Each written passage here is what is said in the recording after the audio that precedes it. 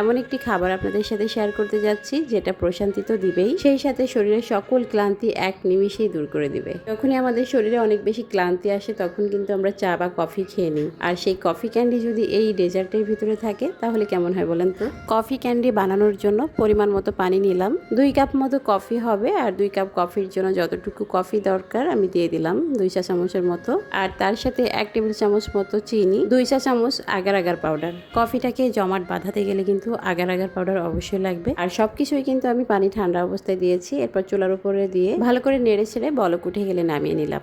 এ ধরনের একটা কেকের মোল্ডে সেট করে নিব। এভাবে ঠান্ডা জায়গায় রেখে দিলে 1 ঘন্টার ভিতরে দেখবেন জমাট বেঁধে যাবে। একই প্রসেসে মিল্কটাও আমি জাল করে নিব, তার জন্য 1 লিটার মিল্ক, তার সাথে স্বাদ মতো চিনি। 1 লিটার দুধে আপনি 1 কাপ পরিমাণ চিনি দিতে পারবেন, যে যেমন মিষ্টি খেতে পছন্দ করেন ততটুকু দিবেন। এটাও ঠিক একইভাবে সবকিছু মিশিয়ে নিয়ে চুলার উপরে দিয়ে বলক উঠে গেলে আমি নামিয়ে নিয়েছি।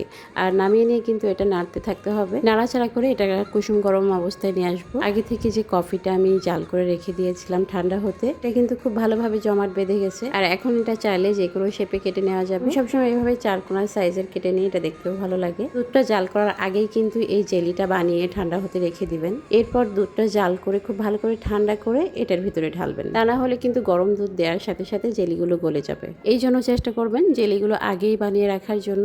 এখন কুসুম গরম দুধটা জেলির ভিতরে ঢেলে দিচ্ছি, আর এটা যদি গরম থাকতো তাহলে জেলিগুলো কিন্তু এমনিতেই গলে যেত। মোটামুটি 1-2 ঘন্টা আমি এটা নর্মাল জায়গায় রেখে দিয়েছিলাম, আর এখন দেখেন পুরোটাই জমাট বেঁধে গেছে। পুডিংটা খাওয়ার আগে অবশ্যই 1 ঘন্টার জন্য ফ্রিজে রেখে দিবেন, তাহলে এই গরমে খেতে খুবই তৃপ্তি লাগবে। একেবারে মন প্রাণ কলিজা ঠান্ডা হয়ে যাবে, সেই সাথে একটা রিফ্রেশিং ফিল হবে যেহেতু কফি দেয়া এখানে। আমি এটা শুধুমাত্র লিকুইড দুধ দিয়ে বানিয়েছি, তাতেই অনেক বেশি টেস্টি হয়ে গেছে। তবে আপনারা কিন্তু লিকুইড দুধের ভিতরে কনডেন্স মিল্ক, গুঁড়া দুধ এগুলো দিলে টেস্ট আরো বেশি দ্বিগুণ হয়ে যাবে। এই ছিল একটা রিফ্রেশিং ডেজার্ট। আশা করি সবার ভালো লেগেছে। সবাই ভালো থাকুন। আল্লাহ হাফেজ। আসসালামু আলাইকুম।